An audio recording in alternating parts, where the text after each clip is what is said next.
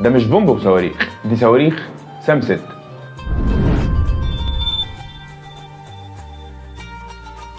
مساء الخير أصدقائنا أصدقاء محامي الشارع، يا رب تكونوا بخير دايما. حكم بالسجن المؤبد والمشدد لكل من يمتلك ألعاب نارية. بص يا سيدي، في قانون العقوبات المادة 102 فقرة أ بتقول إيه؟ يعاقب بالسجن المؤبد أو السجن المشدد كل من أحرز أو حاز أو استخدم ألعاب نارية زي البومب والصواريخ، وذلك استنادا إلى قرار السيد وزير الداخلية رقم 1872 لسنة 2004، واللي بيقول أدخل في ضمن القرار البارود الأسود المنصوص عليه في المادة السابقة.